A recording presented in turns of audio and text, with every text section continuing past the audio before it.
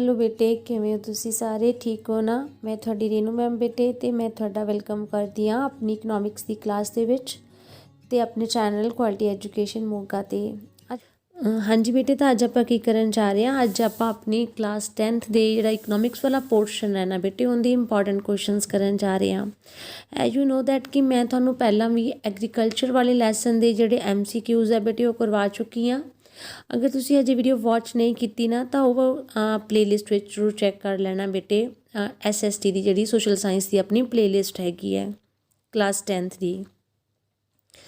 तो चैनल को सबसक्राइब जरूर करना बेटे, वीडियो को एंड तक देखना ताकि तुसी प्रॉपरली सारा कुछ समझ सको बेटे। चलो तुसी करो चैनल को सबसक्राइब तो मैं थानू करानी हाँ बेटे इकनॉमिक्स के अपने इंपॉर्टेंट क्वेश्चनस। हाँ जी बेटे तो अपना जो फर्स्ट क्वेश्चन है ना वो है कि आधारिक संरचना तो की भाव है, इसकी की लोड़ है। आधारिक संरचना मतलब होंदा इंफ्रास्ट्रक्चर। किसी भी देश की जी डिवेलपमेंट होंदी है ना बेटे वो उनके जी इंफ्रास्ट्रक्चर मतलब आधारिक संरचना पर डिपेंड करती होंदी है। हुण पहला आ जाता कि आधारिक संरचना का मीनिंग की है। तो आधारिक संरचना वो सहूलतां क्रियावां अते सेवावां हन जो दूजे खेत्र के संचालन ते विकास में सहायक होंदियां हन। मतलब जी दूसरे खेत्रों की डिवेलपमेंट है ना बेटे वो इंफ्रास्ट्रक्चर ते ही डिपेंड करती है। हुण इंफ्रास्ट्रक्चर की है, बिजली, सड़कां, पानी की सहूलत, ठीक है, संचार के साधन, ये सारी किहड़ियां चीज़ां होंदियां ने ये आधारिक संरचना होंदी है। तो आधारिक संरचना की लोड़ की है, चलो आप हुण लोड़ बारे पढ़ते हैं। जी बेटे तो देश के आर्थिक विकास लिए आधारिक संरचना की लोड़ होंदी है बेटे। जिवें बिजली, यातायात, संचार के साधन जेकर ये ना होणगे तो देश की तरक्की नहीं हो सकती, तुसीं जानते हो। जेकर ये उचित मात्रा में मौजूद हैं तो देश का विकास तेजी नाल हुंदा है, पर अगर ये उचित मात्रा में मौजूद नहीं होंगे तो देश के आर्थिक विकास में रुकावट आती है। थोनों पता एक थां तो दूजी थां ते जाना तो सानू साधन चाहिए यातायात के, ठीक है, किते आपां गल करनी है, स्नेह पहुँचाने ने, संचार के साधन चाहिए ने। जे तुसीं इंडस्ट्री का विकास करना हैगा तो तुहानूं बिजली की लोड़ हैगी है। इसका मतलब है जी आधारिक संरचना सही हैगी है तो ही किसी देश का विकास हो सकता है। अगर तुहानूं पूछा जाएगा हुण कि आधारिक संरचना की हैगी है तो तुसीं कहोगे आधारिक संरचना वो है जिस दे उपर देश के बाकी खेत्रों का विकास डिपेंड करता है बेटे। चलो फिर आपां नैक्सट क्वेश्चन करते हैं बेटे। हाँ जी बेटे का नैक्सट क्वेश्चन है कि भारत दियां मुख आर्थिक आधारिक संरचनावां किहड़ियां ने, वर्णन करो। मतलब कि वो किहड़ियां मेन आर्थिक आधारिक संरचनावां ने जिन्हां उपर देश डिपेंड करता है। वो तुहानूं ऑलरेडी दस दिता कि यातायात ते संचार के साधन है, सिंचाई यानी कि जिहड़ी आपां खेती दे विच पानी का इस्तेमाल करते हैं, सिंचाई दीयां सहूलतां, मुद्रा की पूर्ति, बिजली, बैंकिंग ते दूजियां वित्त संस्थावां होंदियां पैसे का लैन देन करने वाली संस्थावां। ओके बेटे तो ये वालियां अपनियां मेन आधारिक संरचनावां ने। हुण क्वेश्चन है कि इन्हूं प्रॉपरली वर्णन करो।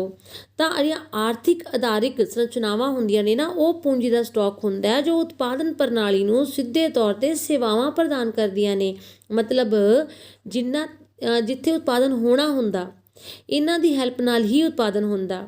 उन्हें एग्जाम्पल की दी है कि जेकर यातायात दीयां सेवावां जिवें रेल या सड़कां ना होण तो वस्तुओं को एक थां तो दूजी थां ते लैके जाना औखा हो जाएगा। जे बिजली नहीं होएगी बेटे तो कारखाने बंद हो जाएंगे। इसका मतलब है कि जिहड़ियां ये आधारिक संरचनावां ने ना इन्हां दे उपर ही देश का आर्थिक विकास डिपेंड करता है। जिहड़े देश दे विच जिहड़े खेत्र दे विच आधारिक संरचना मजबूत हुंदी आ तो उस देश की तरक्की भी छेती हुंदी आ ते ज़्यादा हुंदी आ बेटे। चलो नैक्सट क्वेश्चन करते हैं। हाँ जी बेटे नैक्सट क्वेश्चन है भारत दियां मुख मौद्रिक संस्थावां किहड़ियां हन। पहला तो मौद्रिक मुद्रा यानी कि पैसा मनी। तो मौद्रिक संस्थावां किहड़ियां ने तुहानूं पता है तो बहुत सिंपल है, जिथे पैसे का लैन देन हुंदा तो उन्हां विचों सब तो पहला किहड़ा आ जांदा है भारतीय रिजर्व बैंक यानी रिजर्व बैंक ऑफ इंडिया जिहड़ा देश का केंद्री बैंक है, ठीक है। जिन्होंने नोट छापण का अधिकार है वो किन्नू हैगा भारतीय केंद्री बैंक नूं रिजर्व बैंक ऑफ इंडिया नूं। तो पहली सब तो वड्डी मौद्रिक संस्था तो होगी RBI reserve bank of India. उस तो बाद की आगे व्यापारिक बैंक।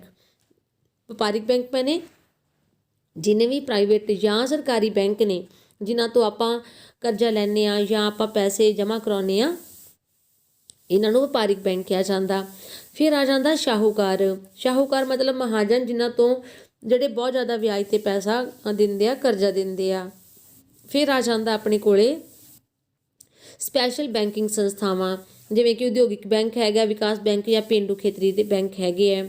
ਉਸ ਤੋਂ ਇਲਾਵਾ ਆ ਜਾਂਦਾ ਹੈ ਗੈਰ ਬੈਂਕਿੰਗ ਵਿੱਤੀ ਸੰਸਥਾਵਾਂ। ਇਹ ਤਾਂ ਸੀਗੇ ਬੈਂਕ, ਲੇਕਿਨ ਇਹਨਾਂ ਬੈਂਕਾਂ ਤੋਂ ਇਲਾਵਾ ਜਿਵੇਂ ਹੁਣ ਆਪਾਂ ਇੰਸ਼ੋਰੈਂਸ ਵਗੈਰਾ ਦੀ ਗੱਲ ਕਰ ਲਈਏ ਤਾਂ ਇਹ ਵੀ ਪੈਸੇ ਦਾ ਲੈਣ ਦੇਣ ਤਾਂ ਇੱਥੇ ਵੀ ਹੁੰਦਾ ਹੀ ਹੈ ਨਾ, ਤਾਂ ਇਹ ਵੀ ਕਾਹਦੇ 'ਚ ਆ ਜਾਂਦੀਆਂ ਨੇ, ਆਪਣੀਆਂ ਵਿੱਤੀ ਸੰਸਥਾਵਾਂ 'ਚ, ਯਾਨੀ ਕਿ ਮੌਦਰਿਕ ਸੰਸਥਾਵਾਂ 'ਚ ਆ ਜਾਂਦੀਆਂ ਨੇ। ਯਾਦ ਕਰ ਲੈਣਾ ਬੇਟੇ, ਅਗਰ ਤੁਹਾਨੂੰ ਪੁੱਛਿਆ ਜਾਂਦਾ ਕਿ ਮੌਦਰਿਕ ਸੰਸਥਾਵਾਂ ਕਿਹੜੀਆਂ ਨੇ ਤਾਂ ਜਿਹੜਾ ਤੁਹਾਨੂੰ ਮੈਂ ਦੱਸਿਆ ਹੈ ਇਹ ਸਾਰੀਆਂ ਮੌਦਰਿਕ ਸੰਸਥਾਵਾਂ ਨੇ। RBI, ਕਮਰਸ਼ੀਅਲ ਬੈਂਕ, ਸ਼ਾਹੂਕਾਰ, ਜਿਨ੍ਹਾਂ ਕੋਲ ਪੈਸੇ ਦਾ ਲੈਣ ਦੇਣ ਹੁੰਦਾ ਬੇਟੇ। ਚਲੋ ਨੈਕਸਟ ਕੁਐਸਚਨ ਕਰਦੇ ਹਾਂ। ਜੀ ਬੇਟੇ ਦਾ ਨੈਕਸਟ ਕੁਐਸਚਨ ਹੈ ਕਿ ਉਪਭੋਗਤਾ ਦੇ ਸ਼ੋਸ਼ਣ ਤੋਂ ਕੀ ਭਾਵ ਹੈ ਤੇ ਉਪਭੋਗਤਾ ਸੰਰਕਸ਼ਣ ਦੇ ਮੁੱਖ ਉਪਾਅ ਦੱਸੋ। ਪਹਿਲਾਂ ਤਾਂ ਦੇਖੋ ਉਪਭੋਗਤਾ ਕੌਣ ਹੁੰਦਾ, ਚੀਜ਼ਾਂ ਦਾ ਇਸਤੇਮਾਲ ਕਰਨ ਵਾਲਾ, ਵਸਤੂਆਂ ਨੂੰ ਵਰਤੋਂ ਕਰਨ ਵਾਲਾ ਉਪਭੋਗਤਾ ਹੁੰਦਾ। ਸ਼ੋਸ਼ਣ ਤੋਂ ਮਤਲਬ ਹੁੰਦਾ ਐਕਸਪਲੋਇਟੇਸ਼ਨ। ਐਕਸਪਲੋਇਟੇਸ਼ਨ ਮਤਲਬ ਜਦੋਂ ਕਿਸੇ ਦੇ ਹੱਕਾਂ ਨੂੰ ਮਾਰ ਲੈਂਦੇ ਹੈਗੇ ਆ, ਦੁਰਉਪਯੋਗ ਕਰਦੇ ਆ ਤਾਂ ਉਹ ਸ਼ੋਸ਼ਣ ਹੁੰਦਾ ਹੈ। ਹੁਣ ਉਪਭੋਗਤਾ ਸ਼ੋਸ਼ਣ ਕੀ ਹੈਗਾ, ਕਹਿੰਦਾ ਉਪਭੋਗਤਾ ਦੇ ਸ਼ੋਸ਼ਣ ਤੋਂ ਭਾਵ ਹੈ ਕਿ ਵਿਕਰੇਤਾ ਜਾਂ ਉਤਪਾਦਕ ਦੁਆਰਾ ਗਲਤ ਵਪਾਰ ਵਿਵਹਾਰ ਤੋਂ ਹੈ। ਮਤਲਬ ਜਿਹੜਾ ਵਿਕਰੇਤਾ ਹੈ, ਚੀਜ਼ ਨੂੰ ਵੇਚਣ ਵਾਲਾ ਹੈ, ਉਹ ਗ੍ਰਾਹਕ ਦੇ ਨਾਲ, ਚੀਜ਼ ਖਰੀਦਣ ਵਾਲੇ ਦੇ ਨਾਲ ਗਲਤ ਵਿਵਹਾਰ ਕਰਦਾ ਹੈ। ਕਿਵੇਂ ਕਰਦਾ ਹੈ? ਉਹ ਹੋ ਸਕਦਾ ਹੈ ਚੀਜ਼ ਦੀ ਘਟੀਆ ਕੁਆਲਿਟੀ ਦਿੰਦਾ ਹੋਵੇ, ਉਹਦਾ ਜਿਹੜਾ ਵੇਟ ਹੈ, ਵਜ਼ਨ ਹੈ, ਉਹ ਪੈਸੇ ਜ਼ਿਆਦਾ ਲੈ ਕੇ ਉਹਨੂੰ ਭਾਰ ਘੱਟ ਤੋਲਦਾ ਹੋਵੇ, ਗਲਤ ਜਾਣਕਾਰੀ ਦਿੰਦਾ ਹੋਵੇ, ਮਿਲਾਵਟ ਕਰਦਾ ਹੋਵੇ, ਠੀਕ ਹੈ, ਕੁਆਲਿਟੀ ਜਿਹੜੀ ਆ ਉਹ ਪੂਰੀ ਮੇਨਟੇਨ ਨਾ ਕਰਦਾ ਹੋਵੇ, ਜਾਂ ਉਹਨੂੰ ਗੁੰਮਰਾਹ ਕਰਦਾ ਹੋਵੇ, ਜਾਂ ਗੁੰਮਰਾਹ ਕਰਨ ਵਾਲੀਆਂ ਐਡਵਰਟਾਈਜ਼ਮੈਂਟ ਦਿਖਾਉਂਦਾ ਹੋਵੇ, ਵਿਗਿਆਪਨ ਦਿਖਾਉਂਦਾ ਹੋਵੇ। ਆਪਾਂ ਵੀ ਦੇਖਦੇ ਨਾ TV 'ਤੇ ਬਹੁਤ ਸਾਰੀਆਂ ਐਡਸ ਆਉਂਦੀਆਂ ਨੇ, ਕਿਹਾ ਜਾਂਦਾ ਹੈ ਕਿ ਆਹ ਕਰੀਮ ਲਾਓਗੇ ਇੰਝ ਗੋਰੇ ਹੋ ਜਾਓਗੇ, ਇਸ ਤਰ੍ਹਾਂ ਹੋ ਜਾਊਗਾ, ਲੇਕਿਨ ਇੰਝ ਹੁੰਦਾ ਤਾਂ ਕੁਝ ਵੀ ਨਹੀਂ। ਤਾਂ ਇਹ ਗੁੰਮਰਾਹ ਕਰਨ ਵਾਲੇ ਵਿਗਿਆਪਨ ਇਹਨਾਂ ਨੂੰ ਕਿਹਾ ਜਾਂਦਾ। ਤਾਂ ਇਹ ਸਾਰੇ ਤਰੀਕੇ ਜਿਹੜੇ ਨੇ ਇਹ ਕਾਹਦੇ ਲਈ ਯੂਜ਼ ਕੀਤੇ ਜਾਂਦੇ ਨੇ? ਇਹ ਉਪਭੋਗਤਾ ਦਾ ਸ਼ੋਸ਼ਣ ਕਰਦੇ ਨੇ, ਯਾਨੀ ਕਿ ਚੀਜ਼ਾਂ ਨੂੰ ਖਰੀਦਣ ਵਾਲੇ ਨੂੰ ਗਲਤ ਜਾਣਕਾਰੀ ਦੇਣਾ, ਘੱਟ ਸਮਾਨ ਤੋਲ ਕੇ ਦੇਣਾ, ਘਟੀਆ ਕੁਆਲਿਟੀ ਦਾ ਸਮਾਨ ਦੇਣਾ, ਇਹ ਸਾਰਾ ਕੁਝ ਕਾਹਦੇ 'ਚ ਆ ਜਾਂਦਾ ਹੈ ਬੇਟੇ? ਸ਼ੋਸ਼ਣ 'ਚ ਆ ਜਾਂਦਾ ਹੈ। ਹਾਂਜੀ ਬੇਟੇ, ਤਾਂ ਸ਼ੋਸ਼ਣ ਤਾਂ ਇਹ ਹੋ ਗਿਆ। ਇਸ ਤੋਂ ਬਾਅਦ ਹੈ ਸੰਰਕਸ਼ਣ, ਯਾਨੀ ਕਿ ਉਪਭੋਗਤਾ ਸੰਰਕਸ਼ਣ, ਯਾਨੀ ਉਹਦੇ ਹੱਕਾਂ ਦੀ ਰਾਖੀ ਕਰਨਾ। ਇਹਦੇ ਲਈ ਕੀ ਉਪਾਅ ਕੀਤੇ ਗਏ ਆ? ਕਹਿੰਦਾ ਭਾਰਤ ਵਿੱਚ ਵੱਡੇ ਉਤਪਾਦਕਾਂ ਅਤੇ ਵਪਾਰੀਆਂ ਤੋਂ ਛੋਟੇ ਵਪਾਰੀਆਂ ਅਤੇ ਉਪਭੋਗਤਾਵਾਂ ਨੂੰ ਸੰਰਕਸ਼ਣ ਦੇਣ ਲਈ ਸੁਰੱਖਿਆ ਦੇਣ ਵਾਸਤੇ 1969 ਵਿੱਚ ਇੱਕ ਐਕਟ ਪਾਸ ਕੀਤਾ ਗਿਆ। ਉਪਭੋਗਤਾਵਾਂ ਦਾ ਹਰ ਪੱਧਰ ਤੇ ਉਤਪਾਦਕਾਂ ਤੋਂ ਸੰਰਕਸ਼ਣ ਕਰਨ ਲਈ 1986 ਵਿੱਚ ਵੀ ਇੱਕ ਐਕਟ ਪਾਸ ਕੀਤਾ ਗਿਆ। ਯਾਨੀ ਇਹ ਦੋ ਐਕਟ ਪਾਸ ਕੀਤੇ ਗਏ ਜਿਹਦੇ ਵਿੱਚ ਉਪਭੋਗਤਾ ਦੇ ਹੱਕਾਂ ਦੀ ਰਾਖੀ ਵਾਸਤੇ ਜਿਹੜੇ ਕਾਨੂੰਨ ਬਣਾਏ ਗਏ ਸੀ।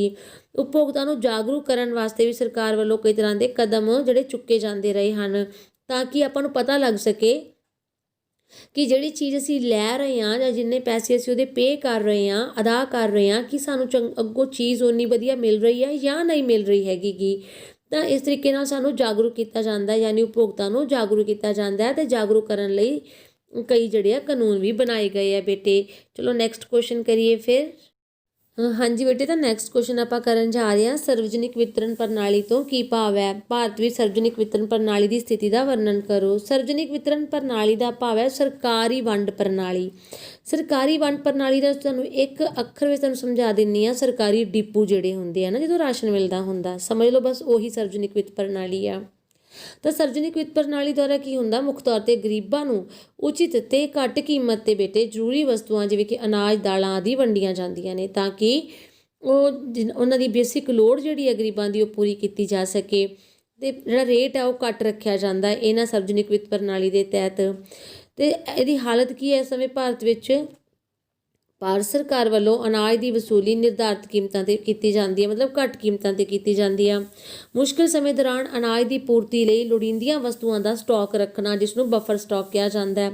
ਯਾਨੀ ਕਿ ਜਿਹੜਾ ਮਤਲਬ ਗਵਰਨਮੈਂਟ ਰਾਹੀਂ, ਸਰਕਾਰ ਰਾਹੀਂ ਕੀਤਾ ਜਾਂਦਾ ਕਿ ਔਖੇ ਸਮੇਂ ਵਾਸਤੇ ਅਨਾਜ ਜਿਹੜਾ ਸਟਾਕ ਕਰਕੇ ਰੱਖਿਆ ਜਾਂਦਾ, ਤਾਂ ਕਿ ਲੋੜ ਵੇਲੇ ਲੋਕਾਂ ਨੂੰ ਅਨਾਜ ਜਿਹੜਾ ਮੁਹੱਈਆ ਕਰਾਇਆ ਜਾ ਸਕੇ। ਸਰਕਾਰ ਨੇ ਜ਼ਰੂਰੀ ਵਸਤੂਆਂ ਨੂੰ ਘੱਟ ਕੀਮਤ 'ਤੇ ਵੰਡਣ ਲਈ ਉਚਿਤ ਮੁੱਲ ਦੀਆਂ ਦੁਕਾਨਾਂ ਖੋਲ੍ਹੀਆਂ ਹੋਈਆਂ ਨੇ। ਉਚਿਤ ਮੁੱਲ ਦੁਕਾਨਾਂ ਮਤਲਬ ਵਾਜਿਬ ਜਿਹੜੇ ਰੇਟ ਆ ਉਹਨਾਂ 'ਤੇ ਰੱਖੇ ਹੋਏ ਨੇ ਸਰਕਾਰੀ ਦੁਕਾਨਾਂ ਨੇ, ਜਿੱਥੇ ਗਰੀਬਾਂ ਨੂੰ ਜਿਹੜਾ ਵੈ ਉਹ ਘੱਟ ਰੇਟ 'ਤੇ ਰਾਸ਼ਨ ਮੁਹੱਈਆ ਹੋ ਜਾਂਦਾ ਬੇਟੇ। ਤਾਂ ਇਹ ਸਾਰਾ ਕੁਝ ਕਾਹਦੇ ਲਈ ਕੀਤਾ ਜਾਂਦਾ ਹੈ? ਗਰੀਬ ਲੋਕਾਂ ਨੂੰ ਅਨਾਜ ਦੀ ਸੌਖੀ ਅਤੇ ਸਸਤੀ ਸਪਲਾਈ ਕਰਨ ਦੇ ਲਈ ਬੇਟੇ। ਤਾਂ ਉਹ ਕਿਹਦੇ ਅੰਦਰ ਆ ਜਾਂਦਾ ਹੈ? ਸਰਵਜਨਿਕ ਵਿੱਤ ਪ੍ਰਣਾਲੀ ਦੇ ਤਹਿਤ ਆ ਜਾਂਦਾ ਹੈ। ਚਲੋ ਨੈਕਸਟ ਕੁਐਸਚਨਸ ਕਰਦੇ ਹਾਂ। ਹਾਂਜੀ ਬੇਟੇ, ਤਾਂ ਆਪਣਾ ਨੈਕਸਟ ਇੰਪੋਰਟੈਂਟ ਕੁਐਸਚਨ ਹੈਗਾ ਭਾਰਤੀ ਅਰਥ ਵਿਵਸਥਾ ਵਿੱਚ ਖੇਤੀ ਦਾ ਮਹੱਤਵ ਬਿਆਨ ਕਰੋ। ਵੀ ਕੀ ਇੰਪੋਰਟੈਂਸ ਐਗਰੀਕਲਚਰ ਦੀ। ਤੁਸੀਂ ਇਸ ਗੱਲ ਨੂੰ ਤਾਂ ਜਾਣਦੇ ਹੀ ਹੋ ਕਿ ਐਗਰੀਕਲਚਰ ਕਿੰਨੀ ਇੰਪੋਰਟੈਂਟ ਆ ਆਪਣੇ ਇੰਡੀਆ ਦੇ ਲਈ, ਕਿ ਇੰਡੀਆ ਦੇ ਜਿਹੜੇ ਮੇਨ ਆਕੂਪੇਸ਼ਨ ਹੈਗਾ 60-70% ਜਿਹੜੀ ਜਨਤਾ ਹੈਗੀ ਆ, ਪਾਪੂਲੇਸ਼ਨ ਆ, ਸਿੱਧੇ ਜਾਂ ਸਿੱਧੇ ਤੌਰ 'ਤੇ ਖੇਤੀ ਨਾਲ ਜੁੜੀ ਹੋਈ ਆ। ਤਾਂ ਪਹਿਲਾਂ ਇਹਦਾ ਮਹੱਤਵ ਕੀ ਹੈਗਾ, ਅਨਾਜ ਪੂਰਤੀ ਦਾ ਸਾਧਨ। ਆਫ ਕੋਰਸ ਬੇਟੇ, ਤਾਂ 1966 ਤੋਂ ਪਹਿਲਾਂ ਨਾ ਇੱਕ ਅਜਿਹੀ ਹਾਲਤ ਸੀ ਜਦੋਂ ਇੰਡੀਆ ਕਣਕ ਚੌਲ ਲਈ ਵੀ ਬਾਹਰਲੇ ਮੁਲਕਾਂ 'ਤੇ ਡਿਪੈਂਡ ਕਰਦਾ ਸੀ। ਅਸੀਂ ਆਪਣੇ ਲਈ ਪੂਰਾ ਰਾਸ਼ਨ ਵੀ ਜਿਹੜਾ ਉਗਾ ਨਹੀਂ ਸੀ ਪਾਉਂਦੇ, ਤਾਂ ਅਨਾਜ ਮਤਲਬ ਉਗਾ ਨਹੀਂ ਸੀ ਪਾਉਂਦੇ। ਅਤੇ ਅਨਾਜ ਪੂਰਤੀ ਦਾ ਮੇਨ ਸਾਧਨ ਕਿਹੜਾ ਹੈਗਾ ਫਿਰ, ਭਾਰਤ ਦੇ ਲੋਕਾਂ ਨੂੰ ਭੋਜਨ ਅਤੇ ਪਸ਼ੂਆਂ ਨੂੰ ਚਾਰਾ ਜਿਹੜਾ ਉਹ ਕਿੱਥੋਂ ਮਿਲਦਾ ਬੇਟੇ, ਖੇਤੀ ਤੋਂ ਹੀ ਮਿਲਦਾ ਹੈ। ਸਾਡੀ ਜਿਹੜੀ ਅਰਥ ਵਿਵਸਥਾ ਉਹ ਮੇਨ ਤੌਰ 'ਤੇ ਡਿਪੈਂਡ ਕਰਦੀ ਹੈ ਬੇਟੇ ਖੇਤੀ 'ਤੇ। ਜੀ ਬੇਟੇ, ਤਾਂ ਨੈਕਸਟ ਪੁਆਇੰਟ ਹੈਗਾ ਰੋਜ਼ਗਾਰ ਦਾ ਮੁੱਖ ਸੋਮਾ, ਯਾਨੀ ਕਿ ਭਾਰਤ ਦੀ ਲਗਭਗ 49 ਤੋਂ 51% ਜਨਸੰਖਿਆ ਜਿਹੜੀ ਹੈ ਨਾ ਉਹ ਖੇਤੀ ਦਾ ਕੰਮ ਕਰਦੀ ਹੈ। ਇਸ ਲਈ ਖੇਤੀ ਕੀ ਹੋ ਗਈ, ਸਾਡੇ ਰੋਜ਼ਗਾਰ ਦਾ ਮੁੱਖ ਸਾਧਨ ਹੋ ਗਿਆ। ਉਦਯੋਗਾਂ ਨੂੰ ਯੋਗਦਾਨ, ਮਤਲਬ ਕਿ ਜਿਹੜੇ ਉਦਯੋਗ ਨੇ ਨਾ ਉਹ ਵੀ ਬਹੁਤ ਸਾਰੇ ਉਦਯੋਗ ਖੇਤਾਂ 'ਤੇ ਹੀ ਡਿਪੈਂਡ ਕਰਦੇ ਨੇ, ਖੇਤੀ 'ਤੇ ਹੀ ਡਿਪੈਂਡ ਕਰਦੇ ਨੇ। ਦੇਖੋ ਨਾ, ਖੇਤੀ ਤੋਂ ਕੱਚਾ ਮਾਲ ਪ੍ਰਾਪਤ ਹੁੰਦਾ, ਜਿਵੇਂ ਕਿ ਸੂਤੀ ਕੱਪੜਾ, ਖੰਡ, ਘਿਓ ਆਦਿ। ਇਹ ਚੀਜ਼ਾਂ ਜਿਹੜੀਆਂ ਬਣਾਉਣੀਆਂ ਨੇ ਉਹ ਕਿੱਥੋਂ ਆਉਣਾ, ਸਾਰਾ ਸਮਾਨ ਇਹਦਾ ਕੱਚਾ ਮਾਲ ਕਿੱਥੋਂ ਆਉਣਾ। ਖੰਡ ਬਣਾਉਣੀ ਆ ਤਾਂ ਗੰਨਾ ਕਿੱਥੋਂ ਆਉਣਾ, ਖੇਤ 'ਚੋਂ ਤਾਂ ਆਉਣਾ ਨਾ।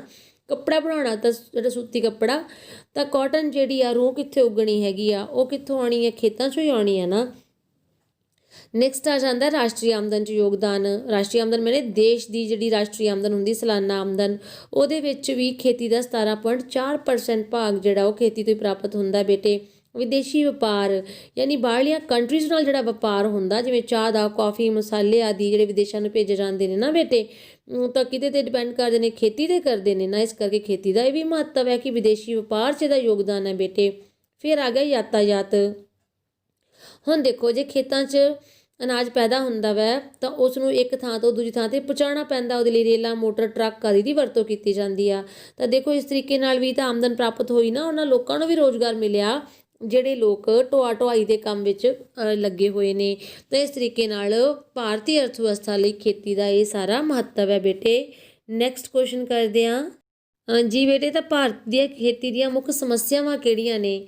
ਤਾਂ ਪਹਿਲੀ ਸਮੱਸਿਆ ਹੈਗੀ ਹੈ ਮਨੁੱਖੀ ਸਮੱਸਿਆ, ਕਿ ਭਾਰਤ ਵਿੱਚ ਖੇਤੀ ਉੱਤੇ ਬਹੁਤ ਜ਼ਿਆਦਾ ਲੋਕ ਨਿਰਭਰ ਕਰਦੇ ਆ। ਜਨਸੰਖਿਆ ਵਧਣ ਕਾਰਨ ਜ਼ਮੀਨ ਜ਼ਿਆਦਾ ਲੋਕਾਂ ਵਿੱਚ ਅਤੇ ਛੋਟੇ ਟੁਕੜਿਆਂ 'ਚ ਵੰਡੀ ਗਈ ਹੈ, ਜਿਹਦੇ ਕਾਰਨ ਛਿਪੀ ਹੋਈ ਬੇਰੁਜ਼ਗਾਰੀ ਵੱਧ ਗਈ ਹੈ। ਇਹ ਤਾਂ ਤੁਸੀਂ ਸਾਰੇ ਜਾਣਦੇ ਹੀ ਹੋ ਕਿ ਜਿਵੇਂ ਜਿਵੇਂ ਪਾਪੂਲੇਸ਼ਨ ਵਧੀ ਹੈਗੀ ਆ, ਜਿਹੜਾ ਖੇਤਾਂ ਦਾ ਆਕਾਰ ਵੀ ਛੋਟਾ ਹੋਇਆ ਅਤੇ ਬੋਝ ਜਿਹੜਾ ਹੈ ਉਹ ਜ਼ਮੀਨ 'ਤੇ ਵੱਧ ਗਿਆ ਹੈਗਾ, ਜਿਹਦੇ ਨਾਲ ਛਿਪੀ ਬੇਰੁਜ਼ਗਾਰੀ ਕੀ ਹੁੰਦੀ ਹੈ, ਫਟਾਫਟ ਦੱਸੋ। ਛਿਪੀ ਬੇਰੁਜ਼ਗਾਰੀ ਹੁੰਦੀ ਹੈ ਵੀ ਜਿੱਥੇ ਜਿੰਨੇ ਲੋਕ ਕੰਮ ਲਈ ਚਾਹੀਦੇ ਹੈ ਬੇਟੇ, ਉੱਥੇ ਉਹਦੇ ਨਾਲੋਂ ਜ਼ਿਆਦਾ ਲੱਗੇ ਹੋਏ ਹੈ, ਅਤੇ ਜੇ ਉਹਨਾਂ ਨੂੰ ਹਟਾ ਦਿੱਤਾ ਜਾਵੇ ਉੱਥੋਂ, ਤਾਂ ਕੰਮ 'ਤੇ ਕੋਈ ਵੀ ਅਸਰ ਨਹੀਂ ਪੈਂਦਾ। ਉਸ ਤੋਂ ਬਾਅਦ ਨੈਕਸਟ ਜਿਹੜਾ ਪੁਆਇੰਟ ਹੈ ਸਮੱਸਿਆ ਦਾ, ਉਹ ਹੈਗਾ ਬੇਟੇ ਸੰਸਥਾਗਤ ਸਮੱਸਿਆ। ਹਾਂਜੀ ਬੇਟੇ, ਤਾਂ ਸੰਸਥਾਗਤ ਸਮੱਸਿਆ ਕੀ ਹੈ, ਭਾਰਤ ਵਿੱਚ ਖੇਤ ਛੋਟੇ ਹੋਣ ਦੇ ਕਾਰਨ ਵਿਗਿਆਨਿਕ ਢੰਗ ਨਾਲ ਖੇਤੀ ਕਰਨਾ ਮੁਸ਼ਕਿਲ ਹੋ ਜਾਂਦਾ। ਵਿਗਿਆਨਿਕ ਢੰਗ ਦਾ ਭਾਵ ਹੈ ਕਿ ਜਿਹੜੀਆਂ ਮਸ਼ੀਨਾਂ ਦਾ ਇਸਤੇਮਾਲ ਕਰਦੇ ਆਪਾਂ, ਕੰਬਾਈਨ ਲਾਉਂਦੇ ਹਾਂ, ਥ੍ਰੈਸ਼ਰਸ ਲਾਉਂਦੇ ਹਾਂ, ਟਿਊਬਵੈਲਸ ਲਾਉਂਦੇ ਹਾਂ, ਤਾਂ ਉਹਨਾਂ ਦਾ ਇਸਤੇਮਾਲ ਕਰਨਾ ਛੋਟੇ ਖੇਤਾਂ ਦੇ ਉੱਤੇ ਔਖਾ ਵੀ ਹੁੰਦਾ ਹੈ ਅਤੇ ਖਰਚੀਲਾ ਵੀ ਜ਼ਿਆਦਾ ਹੋ ਜਾਂਦਾ ਹੈ। ਇਸ ਕਰਕੇ ਵੀ ਇੱਕ ਸਮੱਸਿਆ ਆਉਂਦੀ ਆ। ਤਕਨੀਕੀ ਸਮੱਸਿਆ, ਸਿੰਚਾਈ ਦੀਆਂ ਘੱਟ ਸਹੂਲਤਾਂ ਨੇ, ਪੁਰਾਣੇ ਔਜ਼ਾਰ ਨੇ, ਹਜੇ ਵੀ ਬਹੁਤ ਸਾਰੇ ਕਿਸਾਨ ਗਰੀਬ ਨੇ, ਠੀਕ ਹੈ, ਉਹ ਪੂਰੀਆਂ ਸਹੂਲਤਾਂ ਦਾ ਜਿਹੜੇ ਇਸਤੇਮਾਲ ਨਹੀਂ ਕਰ ਸਕਦੇ, ਉਹਨਾਂ ਕੋਲ ਪੂਰੀਆਂ ਸਹੂਲਤਾਂ ਨਹੀਂ ਹੈਗੀਆਂ, ਔਜ਼ਾਰ ਪੁਰਾਣੇ ਨੇ ਉਹਨਾਂ ਦੇ, ਉਹ ਚੰਗੇ ਬੀਜਾਂ ਦਾ ਇਸਤੇਮਾਲ ਨਹੀਂ ਕਰ ਸਕਦੇ, ਚੰਗੀ ਟੈਕਨੋਲੋਜੀ ਦਾ ਇਸਤੇਮਾਲ ਨਹੀਂ ਕਰ ਸਕਦੇ, ਖਾਦ ਦੇ ਪੂਰਾ ਜਿਹੜਾ ਉਹਨਾਂ ਨੂੰ ਮੁਹੱਈਆ ਨਹੀਂ ਹੁੰਦੀ ਹੈਗੀ। ਤਾਂ ਇਹ ਸਾਰੀਆਂ ਸਮੱਸਿਆਵਾਂ ਨਾਲ ਜੂਝਣਾ ਪੈਂਦਾ ਬੇਟੇ ਕਿਸਾਨਾਂ ਨੂੰ, ਅਤੇ ਭਾਰਤ ਦੀ ਖੇਤੀ ਦੀਆਂ ਇਹੀ ਮੇਨ ਸਮੱਸਿਆਵਾਂ ਨੇ ਬੇਟੇ। ਨੈਕਸਟ ਕੁਐਸਚਨ ਕਰਦੇ ਹਾਂ। ਹਾਂਜੀ ਬੇਟੇ, ਦਾ ਨੈਕਸਟ ਕੁਐਸਚਨ ਹੈ ਕਿ ਭਾਰਤੀ ਖੇਤੀ ਦੇ ਵਿਕਾਸ ਵਿੱਚ ਸਰਕਾਰ ਦੇ ਯੋਗਦਾਨ ਦਾ ਵਰਣਨ ਕਰੋ। ਭਾਵ ਸਰਕਾਰ ਨੇ ਕੀ ਕੀਤਾ ਹੈ ਖੇਤੀ ਦੇ ਵਿਕਾਸ ਦੇ ਵਾਸਤੇ।